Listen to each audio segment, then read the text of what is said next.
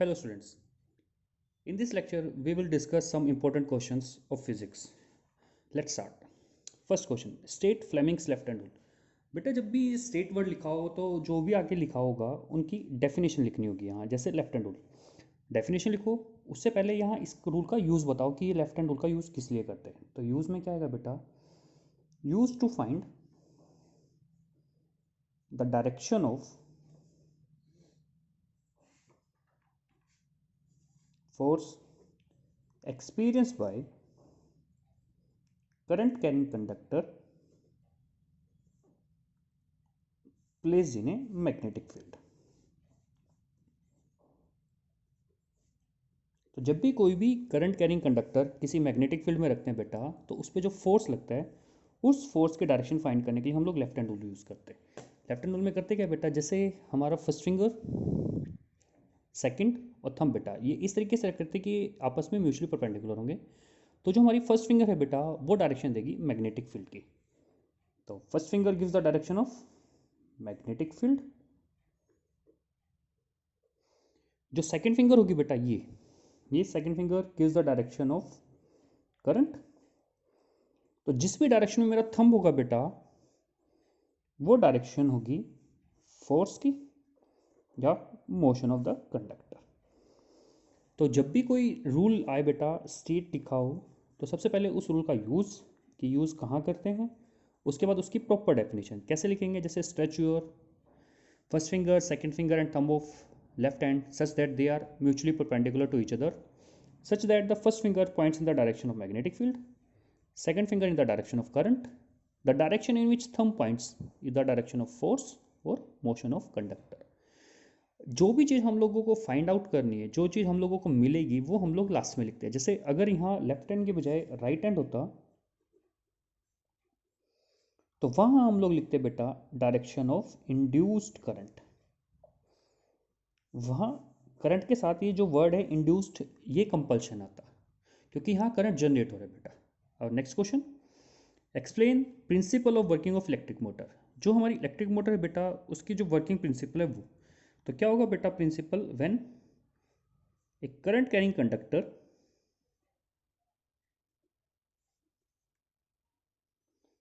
Placed in a magnetic field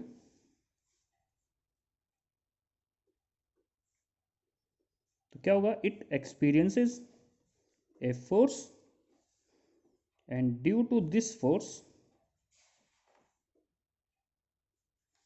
it starts rotating. जब भी कोई भी करंट कैरिंग कंडक्टर किसी मैग्नेटिक फील्ड में रखेंगे तो उस पर एक फोर्स लगेगा और फोर्स लगेगा तो उससे क्या होगी बेटा, उसमें एक रोटेशन होगी और ये इलेक्ट्रिक मोटर का प्रिंसिपल है बेटा। Our next question, function of the following parts of electric motor. जो इलेक्ट्रिक मोटर बेटा उसके कुछ पार्ट्स हैं, सबसे पहले आर्मेचर, ब्रशेस और स्प्लिट रिंग। तो अगर हम लोग बात करें बेटा आर्मेचर की, आर्मेचर क्या होता है, आर्मेचर एक कॉइल है जो हम लोग उसमें देखते हैं डायग्राम में। ये क्या करते हैं बेटा, ये enhances the power of motor, enhances the power of motor, ये मोटर की पावर को इंक्रीज करती है। ब्रशेस क्या काम करते हैं बेटा, जो करंट कहाँ होगा आउटर सर्किट में उसको ट्रांसफर करेगी बेटा, कहाँ, इनर सर्किट में। आउटर सर्किट में जो करंट है उसको कहाँ ट्रांसफर करेगी, इनर सर्किट में। या दूसरा हम लोग कह सकते हैं बेटा जो आउटर सर्किट है और इनर सर्किट को कनेक्ट करती है। और स्प्लिट रिंग बेटा ये एक्ट करती है बेटा as a commutator, act as a commutator. ये क्या काम करती है बेटा, to reverse the direction of current. Split rings जो होंगी बेटा वो हाफ होंगी मोटर के अंदर, ये चीज़ें ध्यान रखना। ब्रशेस बेटा स्टेशनरी होती हैं और ये मूवेबल होती है, ये मोशन में रहेंगी, ये अपनी पोजीशन पे फिक्स रहेंगे बेटा। Our next question is,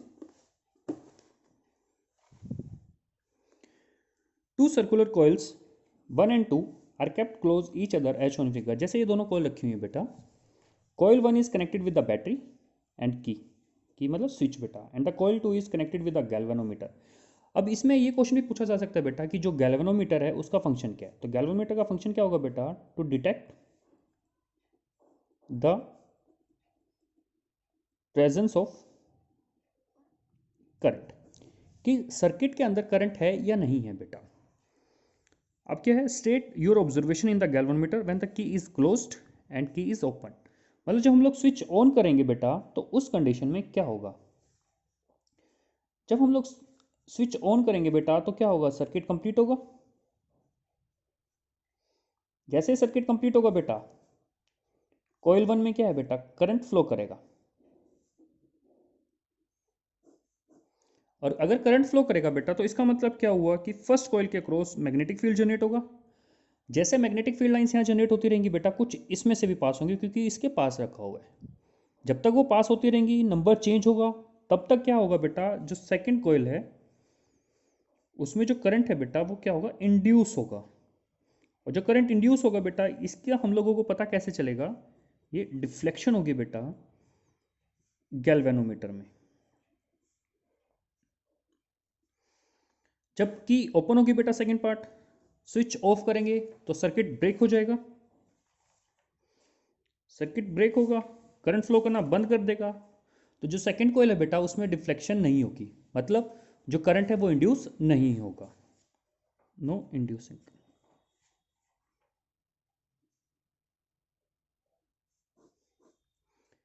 next question बेटा, magnetic field lines of two bar magnets A and B are as shown in figure below, name the poles of magnet facing each other. अब जो ये poles हैं बेटा, ये और ये, इनके नाम देखने। बेटा हम लोगों को ये पता है कि जो बार मैग्नेट है वो कुछ इस शेप का होगा और फील्ड लाइंस कुछ इस तरीके से होती हैं बेटा। अगर हम लोग इनमें डायरेक्शन देखें बेटा तो डायरेक्शन होती है नॉर्थ से साउथ, इधर मतलब साउथ पोल की तरफ आएंगी बेटा और नॉर्थ पोल से बाहर निकलती हैं। अगर हमने यहाँ डायग्राम में देखे बेटा, ये रेज जो है एरो बाहर की तरफ है, तो ये भी नॉर्थ पोल होगा। इधर से भी बाहर है बेटा तो ये भी नॉर्थ पोल होगा बेटा। नेक्स्ट बेटा, two magnetic field lines never intersect each other. अब जो मैग्नेटिक फील्ड लाइंस है बेटा, जैसे एक ये है और एक ये, अगर ये इंटरसेक्ट करती हैं बेटा तो इस पॉइंट पे हम लोग दो टेंजेंट ड्रॉ कर सकते हैं, एक इधर और एक इधर। मतलब पॉइंट ऑफ इंटरसेक्शन पे कितने हो जाएंगे बेटा, दो टेंजेंट्स। दो टेंजेंट का मतलब क्या हुआ बेटा, दो डायरेक्शंस। और जो नीडल है बेटा वो एक टाइम पे एक ही डायरेक्शन शो करेगी, दो डायरेक्शन शो नहीं करेगी, इसीलिए जो फील्ड लाइंस है बेटा वो कभी भी इंटरसेक्ट नहीं करेंगी। नेक्स्ट क्वेश्चन बेटा,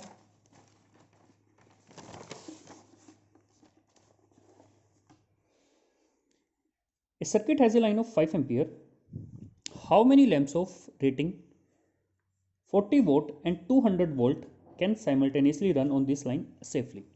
अब जो सर्किट है बेटा उसमें जो मैक्सिमम करंट है वो 5 एम्पियर, पावर बेटा एक लैम्प की 40 वोल्ट, पोटेंशियल डिफरेंस कितना होगा 220 वोल्ट। अब हम लोगों को निकालना है बेटा हाउ मेनी लैम्प्स, मतलब नंबर ऑफ लैम्प्स। अगर हम लोग फॉर्मूला यूज करें बेटा P is equals to V I, तो यहाँ से जो पावर है बेटा वो एक लैम्प की है। अब हम लोगों को नंबर ऑफ लैम्प्स निकालने हैं तो हम लोग इसको लिख सकते हैं N into P is equals to V I. तो N की वैल्यू निकालनी है, पावर 40 है बेटा, V की वैल्यू 200, करंट 5, तो यहाँ से N कितना हो जाएगा बेटा 200 इंटू 5 डिवाइड बाई 40, ये 5, तो कितना आ जाएगा बेटा 25, ये हमारा आंसर होगा। नेक्स्ट क्वेश्चन बेटा, an object is placed in front of the convex lens of focal length 8 centimetre, the distance of object from the lens is 12 centimetre, find position and nature of image form. सबसे पहले हम लोग लिखेंगे, हम लोगों को क्या गिवन है, convex lens, focal length 8, object 12। हम लोग साइन कन्वेंशन देखते हैं तो फोकल लेंथ ये प्लस में रहेगी, ऑब्जेक्ट डिस्टेंस माइनस में। v हम लोगों को निकालना है तो लेंस फॉर्मूला यूज करते हैं बेटा, 1/f is equals to 1/v minus 1/u। तो 1/v किसके इक्वल हो जाएगा बेटा, 1/f प्लस 1/u, ये इधर आके प्लस में हो जाएगा। अब इनकी वैल्यूज रखते हैं बेटा, कितना हो जाएगा 1/8 प्लस -12, प्लस माइनस माइनस बेटा 1/8 -12, एलसीएम लेंगे तो होगा बेटा 24, 3 - 2, ये 1/24 बेटा। यहाँ से v की वैल्यू आ जाएगी बेटा 24 सेंटीमीटर। तो जो ये v है बेटा, ये तो आ गया हमारी पोजीशन ऑफ इमेज। हम लोग बात करें नेचर की, जो हमारा v है बेटा वो प्लस में है, और लेंस में अगर v प्लस है तो जो इमेज बनती है बेटा वो होगी रियल एंड इन्वर्टेड। तो इमेज का नेचर यहाँ से पता चलेगा। Next question, differentiate between real and virtual image. But image के नेचर दो होंगे, एक रियल एक वर्चुअल। रियल में क्या होगा, जो इमेजेस हैं वो स्क्रीन पे फॉर्म होंगे बेटा, लेकिन वर्चुअल है can not obtain on screen. सबसे बड़ा डिफरेंस ये है, रियल इमेज हमेशा स्क्रीन पे बनेगी और वर्चुअल इमेज है वो स्क्रीन पे नहीं बनेगी। दूसरा, रियल जो बेटा इमेज होंगी वो हमेशा इन्वर्टेड होंगी, और जो वर्चुअल है वो हमेशा इरेक्ट होंगी बेटा। नेक्स्ट क्वेश्चन बेटा, असर्शन रीजन के होंगे। इनमें आप लोगों को ऑप्शन मिलते हैं, जैसे एमसीक्यूज टाइप में। असर्शन रीजन में ऑप्शन का मतलब है बेटा कि दोनों स्टेटमेंट ठीक हैं, अगर ठीक है तो क्या रीज़न उसकी एक्सप्लेनेशन में है या नहीं है। तो इसी टाइप से आपको 5 ऑप्शन मिलते हैं। कुछ बुक में बेटा 4 भी देते हैं, कहीं पे 5 भी मिलते हैं। तो वो जब भी यहाँ क्वेश्चन होंगे उसके ऊपर आप लोगों को गिवन होंगे कि अगर ये सही है तो ए लिखना है, गलत है तो क्या है, उस तरीके से। जैसे अगर हम लोग बात करें बेटा इसमें, तो ऑप्शन जो मिलते हैं वो कुछ इस तरीके से मिलते हैं। Both A and B are true and R is the correct explanation of assertion. तो हम लोग लिखेंगे ए। अगर दोनों ट्रू हैं बेटा, लेकिन जो आर मतलब रीजन है बेटा वो करेक्ट एक्सप्लेनेशन में नहीं है, तो बी। सी कब लिखेंगे, जब असर्शन जो है वो ट्रू होगा लेकिन जो रीजन है वो फॉल्स। और डी बेटा जब ए फॉल्स होगा और आर ट्रू होगा। तो सबसे पहले हम लोग बेटा इन स्टेटमेंट को रीड करते हैं। असर्शन में क्या है, the twinkling of star is due to atmospheric refraction of starlight, ये हमारा ठीक है। The refraction of light by earth atmosphere is due to gradually changing of refractive index of air layer. तो हमारी जो स्टेटमेंट है बेटा ये भी ठीक है। और अगर हम लोग इसको देखें, जो हमारा एटमॉस्फेयर रिफ्लेक्शन है वो इसी वजह से होगा, तो यहां जो ऑप्शन आएगा बेटा वो ऑप्शन ए होगा। दोनों स्टेटमेंट ठीक है और रीजन असर्शन की करेक्ट एक्सप्लेनेशन है बेटा। Next, when a wire of given resistivity is pulled to double its length, its resistivity remain same. ये ठीक है, क्योंकि जो रेजिस्टिविटी है बेटा वो डिपेंड करती है दो फैक्टर पे। एक है बेटा नेचर ऑफ मटेरियल और दूसरा है टेम्परेचर। तो लेंथ पे तो डिपेंड करेगी नहीं, तो इसलिए रजिस्टिविटी क्या रही बेटा, सेम। स्टेटमेंट ठीक। Next, reason resistivity does not depend on the length of wire, ये भी ठीक है। तो यहाँ भी ऑप्शन कौन सा आ जाएगा बेटा, ऑप्शन ए, और वो उसकी करेक्ट एक्सप्लेनेशन में भी है। नेक्स्ट क्वेश्चन बेटा, should the resistance of voltmeter be low और हाई। जो हमारे वोल्टमीटर होते हैं बेटा उनकी जो रेजिस्टेंस है वो हाई होगी, और इसी में अगर क्वेश्चन में ऐड किया जाए जो हमारे एमीटर होते हैं वो लो रेजिस्टेंस डिवाइस है। वोल्टमीटर को हम लोग हमेशा कनेक्ट करते हैं बेटा पैरेलल में, और एमीटर को हम लोग कनेक्ट करते हैं बेटा हमेशा सीरीज में। Next, what is the magnification of image form by plane mirror. अगर हम लोग बात करें मैग्निफिकेशन की, तो मैग्निफिकेशन होता है H I upon H O या फिर माइनस वी बाई यू। हम लोगों को ये पता है प्लेन मिरर जो इमेज बनाता है वो सेम साइज की है, मतलब हाइट दोनों की सेम होगी। तो यहाँ से मैग्निफिकेशन जो आएगी बेटा वो +1। तो पूछा जाएगा अगर आपसे magnification of images form by plane mirror, तो आप लिखोगे +1। प्लस इसलिए है बेटा जो इमेज बनती है वो वर्चुअल और इरेक्ट होती है। अगर यह नेगेटिव होता तो जो इमेज बनती है वो होंगी रियल और inverted.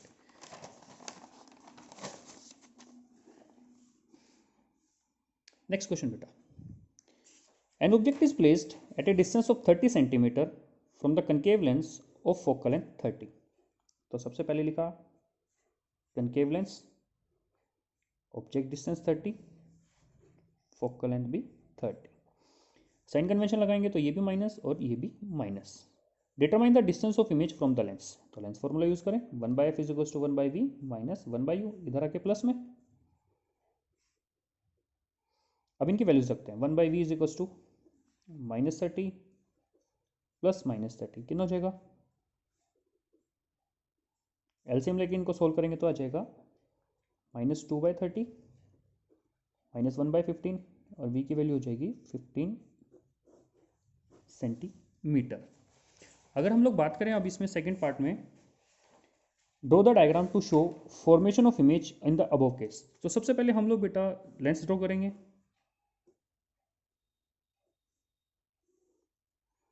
Optical centre F 2f, focal length 30 है तो 2f हो जाएगा हमारा 60, लेकिन ऑब्जेक्ट कहाँ रखा हुआ है 30 पे, तो ऑब्जेक्ट होगा फोकस पे, फर्स्ट रे ये डाइवर्ज फोकस से जाती हुई, और सेकंड बेटा तो इमेज जो बनेगी बेटा कहाँ बनेगी, between F and O.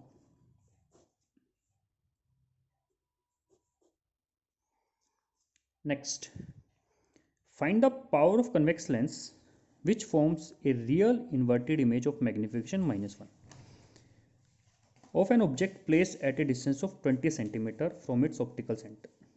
Magnification -1, object distance -20. Magnification होगा v बाई यू, तो -1v is equals to v upon -20, तो यहाँ से v की वैल्यू आ जाएगी 20 सेंटीमीटर। हम लोग के पास u की वैल्यू है, v की वैल्यू है, तो f निकाल सकते हैं, 1/f is equals to 1/v minus 1/u, 1/20 minus -20 minus minus plus, तो 1/20 plus 1/20 2/20, 1/f is equals to 1/10, तो फोकल लेंथ आ जाएगी यहाँ से 10 सेंटीमीटर। अब बात रही पावर की, तो पावर का फॉर्मूला बेटा 100/f जब फोकल लेंथ सेंटीमीटर में हो, तो 100 डिवाइड बाई 10 करेंगे तो पावर आ जाएगी 10 डायोप्टर। ये हमारा होगा इस क्वेश्चन का answer. Next question, derive the expression for the energy consume by a device in terms of V I T. जो वी है वो रिप्रेजेंट करेगा पोटेंशियल डिफरेंस को, आई करंट को, और टी टाइम को। एनर्जी मतलब जो हीट कंज्यूम होगी। तो जैसे हम लोग एज्यूम करते हैं कोई अननोन रजिस्टर आ रहा है, बैटरी से अटैच है, सेल लगा हुआ है, स्विच ऑन करेंगे तो करंट फ्लो करेगा, और एक्चुअली करंट किसकी वजह से फ्लो करता है, इलेक्ट्रॉन्स मूव करता है, और इलेक्ट्रॉन्स मूव करेंगे नेगेटिव से पॉजिटिव की तरफ। अब जब इलेक्ट्रॉन्स मूव करेंगे तो कुछ वर्क हम लोग करेंगे, तो वर्क डन होगा वो v into Q, V potential difference और क्यू चार्ज। और हम लोगों को ये पता है जो चार्ज होगा बेटा वो होता है करंट इंटू टाइम। अब ये वैल्यू उठा के यहाँ रखते हैं तो वर्क डन हो जाएगा हमारा v इंटू आई टी, यानी वर्क डन हुआ वी आई टी। जितना हम लोग वर्क करेंगे उतनी ही हीट जनरेट होगी, तो हीट का फॉर्मूला हो जाएगा H is equals to V I T.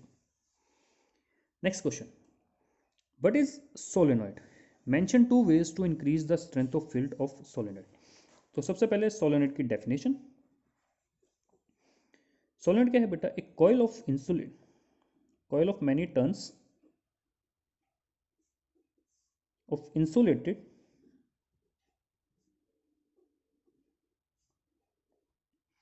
copper wires wrapped closely in the shape of cylinder। अगर डायग्राम ड्रॉ करना हो तो कुछ इस तरीके से हो जाएंगे।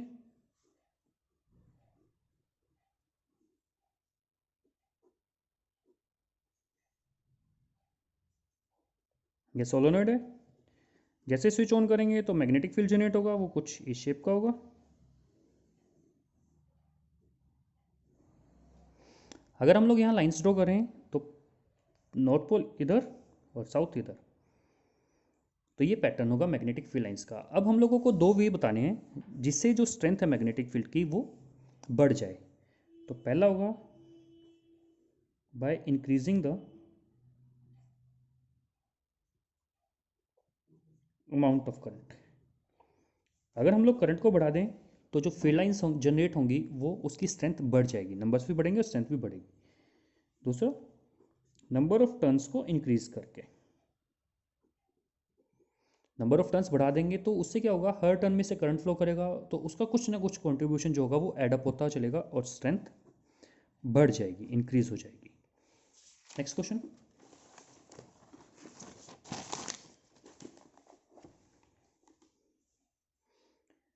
Draw the ray diagram to show formation of image by convex lens when object is placed in front of the lens between its optical center and principal focus। हम लोगों के पास कन्वेक्स लेंस है,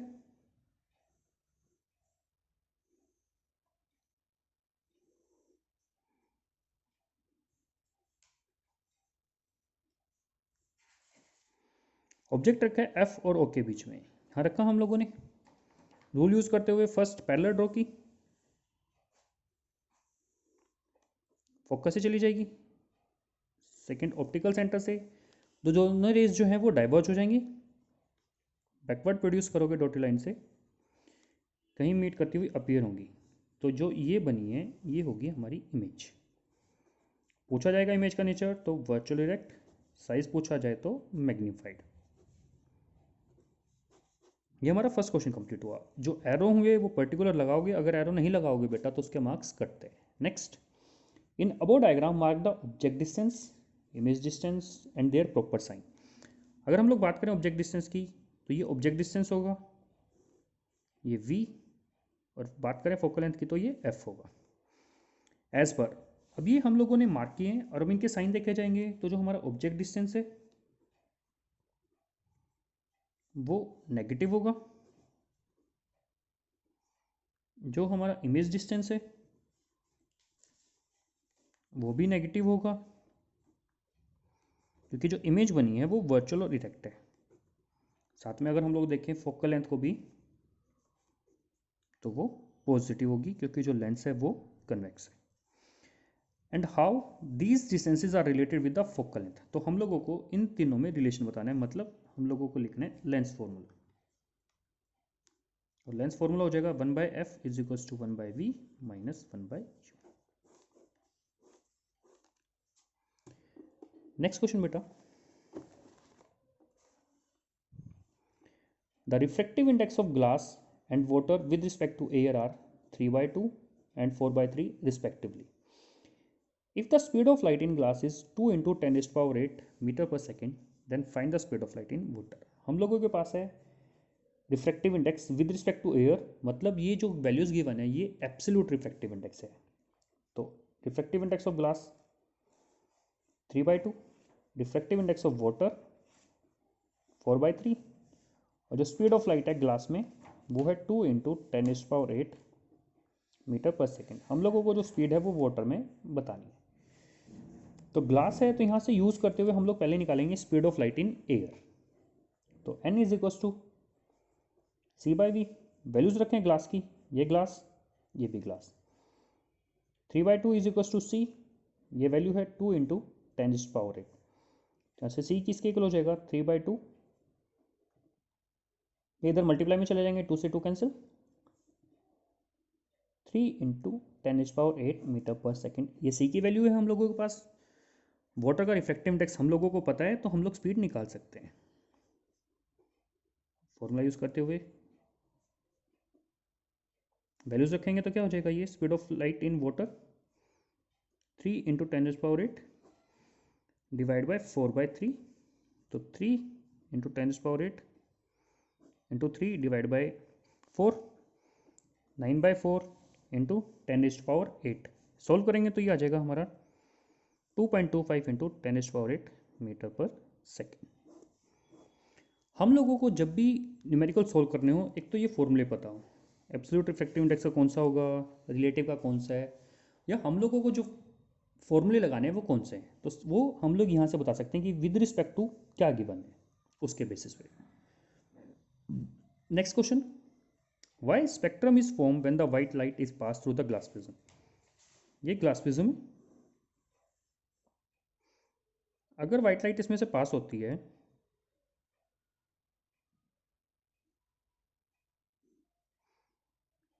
तो हम लोगों को यहाँ 7 कलर्स मिलते हैं, और इस बैंड को हम लोग बोलते हैं बेटा स्पेक्ट्रम। ये स्पेक्ट्रम बनता क्यों है, क्योंकि जो डिफरेंट लाइट्स हैं, डिफरेंट लाइट्स मतलब जो डिफरेंट कलर्स हैं लाइट के, उनकी जो स्पीड है वो डिफरेंट है, और वो अपनी अपनी स्पीड के अकॉर्डिंग बैंड होते हुए चलते हैं, और इसीलिए हम लोगों को स्पेक्ट्रम मिलता है। और स्पेक्ट्रम की अगर डेफिनेशन लिखनी आ जाए तो क्या लिखेंगे, band of 7 colours component obtained on the screen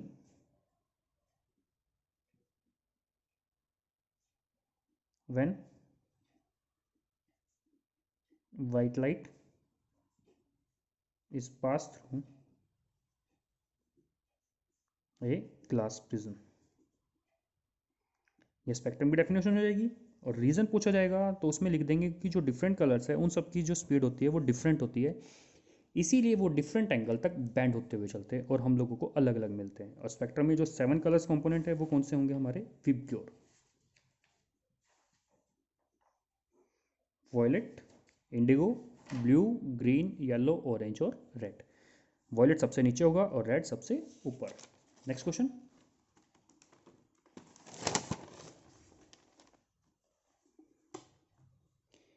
A lens produces a magnification of -0.5. Is this a converging or diverging lens? अब हम लोगों को वैल्यू गिवन है सिर्फ मैग्निफिकेशन -0.5। मैग्निफिकेशन नेगेटिव है, यहाँ से हम लोगों को पता चलता है जो इमेज बनती है वो होती है रियल और इन्वर्टेड की। रियल इन्वर्टेड जो बनाता है वो होगा कन्वेक्स लेंस। अब लेंस में आप लोगों को नाम नहीं पूछा, उनके नेचर पूछा है, तो लेंस कौन सा हो जाएगा? ये converging lens. If focal length of the lens is 6 cm, draw the diagram showing the formation of image in this case. ये हम लोगों को ये बताना है कि किस कंडीशन में अब इमेज जो बनेगी वो रियल इन्वर्टेड होगी। नेगेटिव से पता चला, अब 0.5 से देखते हैं। हम लोगों को पता चलता है जो इमेज बनेगी वो होगी डिमिनिश्ड। डिमिनिश्ड इसलिए होगी क्योंकि जो मैग्निफिकेशन है वो लेस देन 1। तो सबसे पहले हम लोग लेंस ड्रॉ करेंगे।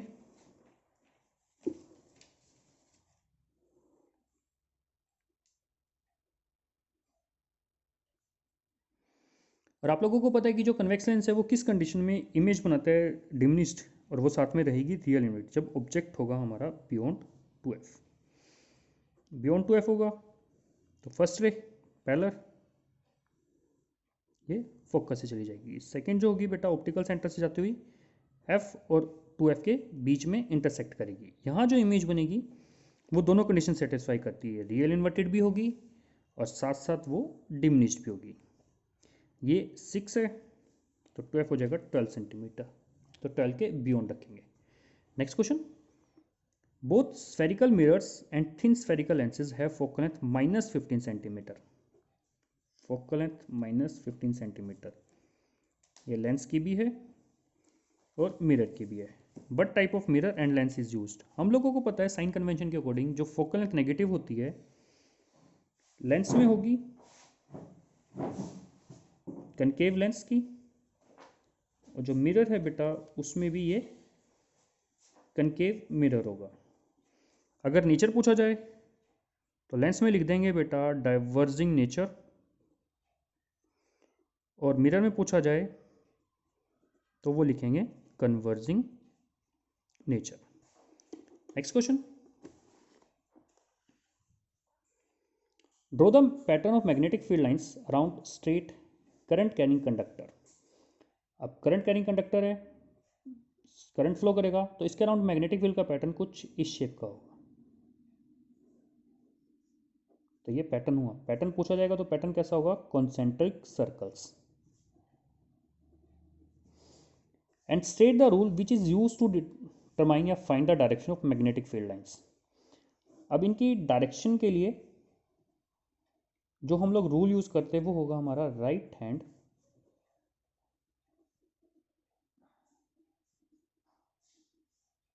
Thumb rule. Right hand thumb rule के अकॉर्डिंग उसकी डेफिनेशन में क्या लिखेंगे? Suppose we are holding a right ये current carrying conductor in our right hand such that जो थंब होगा हमारा points in the direction of current. तो जिस भी डायरेक्शन में हमारे जो फिंगर्स हैं वो कर्ल करेंगे, कर्ल मतलब मूव करेंगे, वो डायरेक्शन होगी हमारी मैग्नेटिक फील्ड लाइंस की। तो अगर हम लोग ये रूल यहाँ अप्लाई करते हैं तो सपोज किया हम लोगों ने करंट अपवर्ड में है तो ये फिंगर्स कुछ इधर की तरफ जाएंगे, अंदर की तरफ, तो ये एरो कुछ ऐसे आ जाएंगे। Next question. Student has 2 resistors 2 ohm and 3 ohm. She has to put one of them in the place of R2.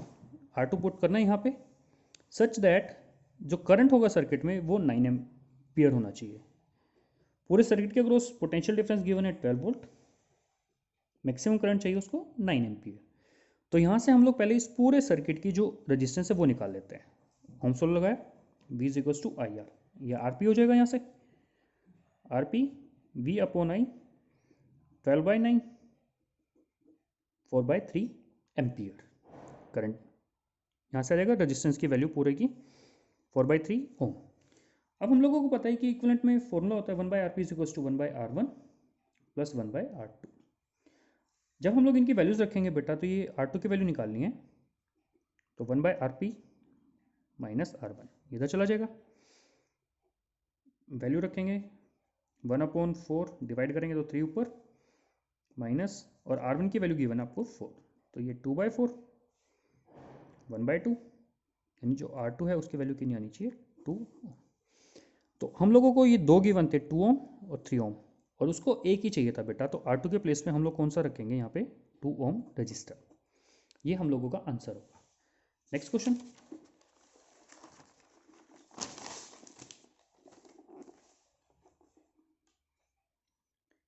in the given circuit A, B, C and D are 4 lamps connected with the battery of 60 volt.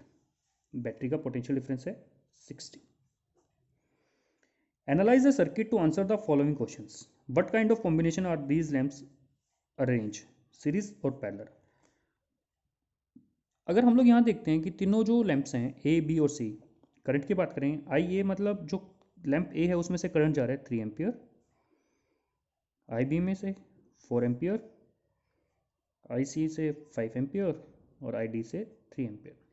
सब में जो current है उसकी value अलग अलग है, तो जो ये कॉम्बिनेशन होगा वो होगा parallel combination. What are the advantages of any two of this combination of lamps? Parallel combination की एडवांटेज लिखनी है। सबसे पहला आएगा यहाँ पे जो रिक्वायर्ड करंट है सर्किट में, जो अप्लाइंसेस है उनको वो फ्लो करेगा। सेकंड, हम लोग सबके लिए सेपरेट स्विचेस यूज कर सकते हैं। थर्ड, पोटेंशियल डिफरेंस होगा वो सेम फ्लो करेगा। फोर्थ, अगर लिखना चाहें, अगर इन चारों में कोई भी एक खराब हो जाता है, मतलब काम करना बंद कर देता है, तो बाकियों की वर्किंग पे कोई इफेक्ट नहीं आएगा, वो उसी अकॉर्डिंग काम करते रहेंगे। Next, explain with proper calculation which lamp glows brightest. तो पावर निकाल लेते हैं बेटा फॉर्मूला यूज करके, P is equals to V I. Potential difference सबका सेम है, तो जो पावर है वो करंट पे डिपेंड करेगी। अगर हम लोग यहाँ ध्यान से देखते हैं तो सबसे ज़्यादा करंट जो होगा वो लैंप सी में से है, वो 5 एम्पियर है, तो ये ब्राइटेस्ट ग्लो करेगा। पावर निकालनी चाहे तो कितनी हो जाएगी 60 × 5 300 वॉट। ये किसकी होगी बेटा हमारी लैंप सी की। Find out the total resistance of the circuit. अब हम लोगों को पूरे सर्किट की रेजिस्टेंस निकालनी है। सब में करंट डिफरेंट फ्लो कर रहा है, जैसे ही करंट यहाँ आएगा ये पूरा करंट ऐड अप होता चलेगा, तो पूरे सर्किट में जो करंट फ्लो करेगा वो कितना होगा, जो करंट ए में से जा रहा है प्लस बी, सी और ये डी, तो इन सब की वैल्यूज को ऐड कर दे। 3 + 4 + 5 + 3, इनको ऐड करेंगे तो ये आ जाएगा बेटा हमारा 15 एम्पियर। ओम लॉ लगाएंगे तो V is equals to I R, R की वैल्यू V/I, तो 60 डिवाइड बाई 15, तो रेजिस्टेंस जो आ जाएगी वो हमारी आएगी 4 ओम। Our next question is,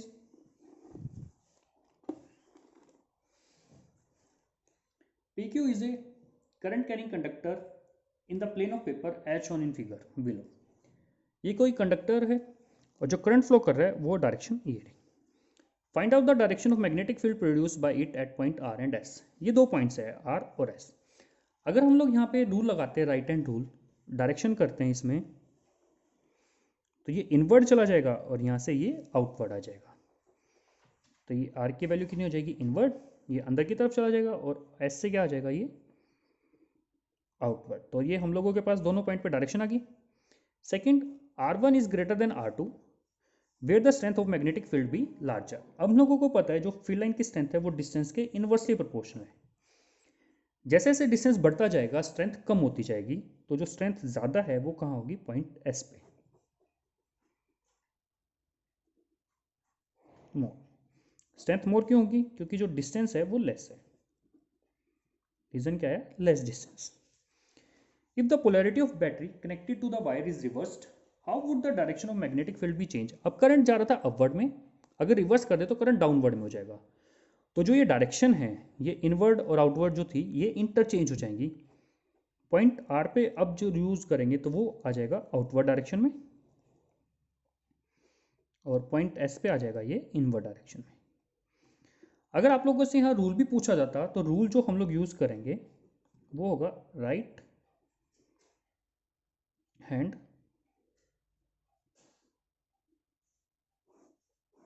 thumb rule. Our next question is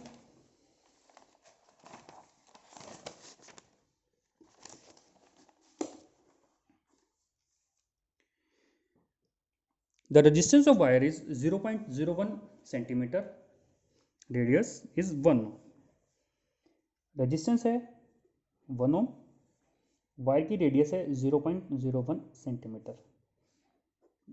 अगर इसको कन्वर्ट करते हैं तो 100 तो एज इट इज़ एक 100 और आ जाएगा, तो ये वैल्यू हो जाएगी बेटा 1/10⁴, और ऊपर लिखेंगे तो ये 10⁴ मीटर। रजिस्टिविटी जो है 50 इंटू 10⁻⁻8 ओम मीटर। हम लोगों को लेंथ निकालनी है, फॉर्मूला यूज करते हैं, R is equals to rho L upon A. L के लिए क्या हो जाएगा R A upon rho. Area pi R square, तो लेंथ के लिए फॉर्मूला यूज करते हैं, वैल्यूज निकालते हैं।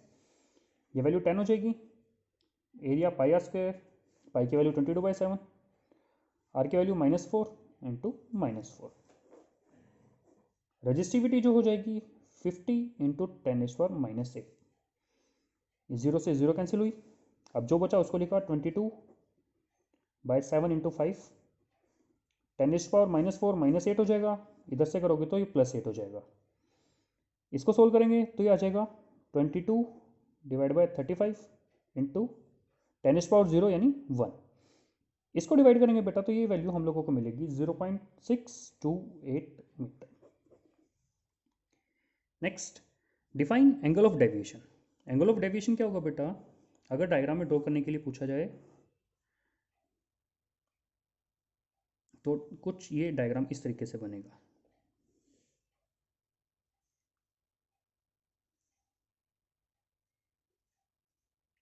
ये angle,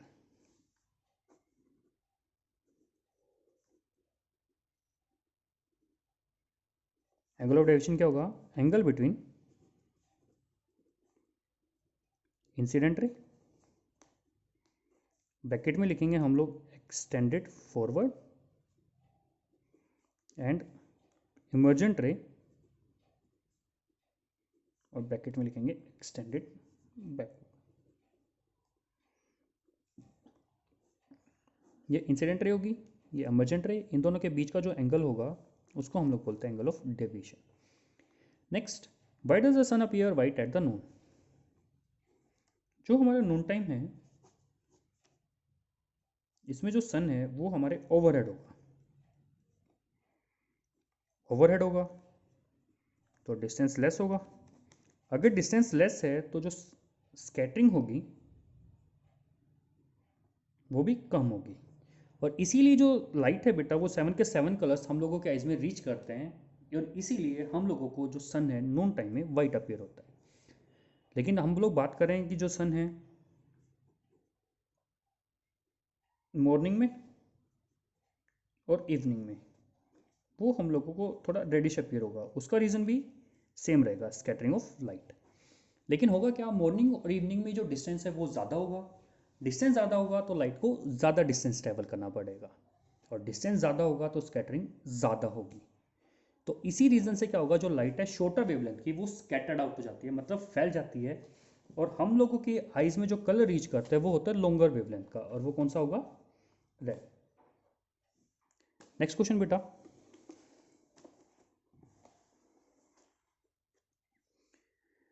draw the ray diagram to show the path of reflected ray in each of following case. अब ये नीचे केसेस दिए हुए हैं, इनमें हम लोगों को हर केस में डायग्राम ड्रॉ करना है। A ray of light incident on the convex mirror, हम लोगों के पास जो मिरर है वो होगा कन्वेक्स। तो सबसे पहले हम लोग कन्वेक्स मिरर को ड्रॉ करते हैं। Pole, focus, centre. First, strikes the pole making an angle of 30 degree with the principal axis, मतलब लाइटें जो आई है पोल पे इंसिडेंट करती है, प्रिंसिपल एक्सिस के साथ जो एंगल बनाया है वो 30। तो जो लाइट रे है वो रिफ्लेक्ट कर जाएगी कितने एंगल से, 30 डिग्री के एंगल से। हम लोगों को पता है कि जब लाइट इंसिडेंट करती है पोल पे तो जितना एंगल यहाँ बनाएगी उतना ही एंगल इधर बनेगा। तो ये फर्स्ट हुआ हमारा। सेकेंड डायग्राम के लिए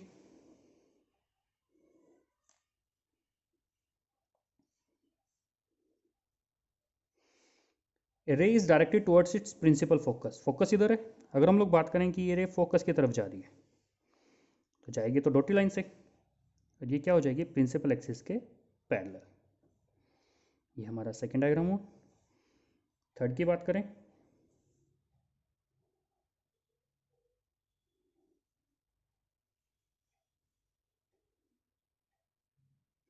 इस parallel to the principal axis, principal axis के पैरेलल आई, ये डाइवर्ज हो जाएगी, कहाँ से जाती हुई अपीयर होगी हम लोगों को, फोकस से। तो ये तीन केसेस है, तो तीनों में अलग अलग डायग्राम हुए। Next, list two distinguishing features between field lines of solenoid and bar magnet. अगर हम लोग बात करें सोलेनॉइड के अराउंड मैग्नेटिक फील्ड लाइंस का पैटर्न,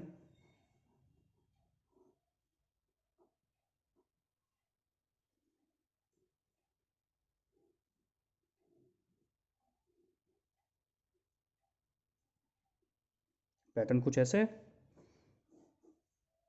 बार मैग्नेट के अराउंड बात करें,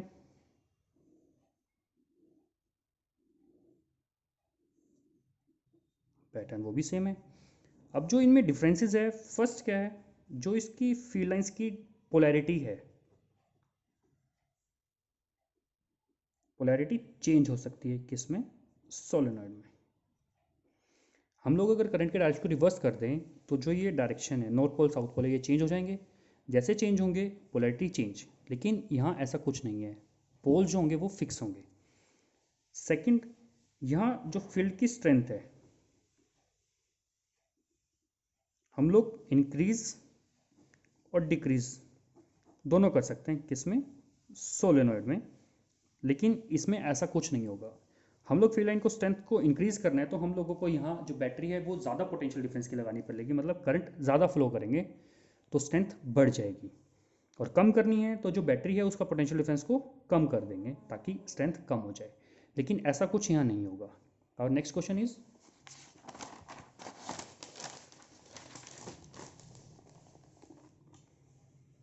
state one difference between kilowatt and kilowatt hour. अगर हम लोग बात करें तो इसको ऐसे लिखते हैं, किलोवाट को, किलोवाट आवर कुछ इस तरीके से।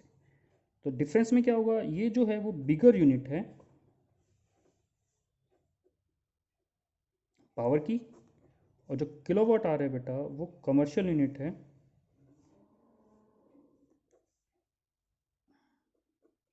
एनर्जी की। जो हमारे घरों में बिल आते हैं वो यूनिट्स बोलते हैं, तो 1 किलोवाट आवर जो होता है वो 1 यूनिट के इक्वल। और हम लोगों को एक्सप्रेस करना है 1 किलोवाट आवर इंटू जूल। अगर डायरेक्ट वैल्यू पूछी जाए तो हम लोग लिख सकते हैं 3.6 इंटू 10⁶ जूल, या फिर 36 इंटू 10⁵ जूल। और अगर डेरिवेशन के लिए आए तो हम लोग इसको कुछ इस तरीके से करते हैं प्रूफ, 1 किलोवाट आवर, तो इसको हम लोग लिखा जा सकता है 1 किलोवाट इंटू 1 आवर। 1 किलोवाट में 1000 वोट, 1 आवर में 3600 सेकेंड।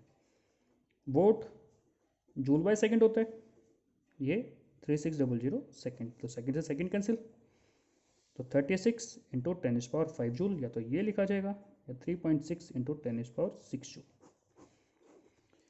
बेटा अगर इन टॉपिक्स या इन क्वेश्चन से रिलेटेड कोई डाउट है तो आप कमेंट बॉक्स में लिख सकते हैं, या इसके अलावा कोई और भी क्वेश्चन है तो आप मेरे से कॉन्टैक्ट कर सकते हैं। Thank you so much.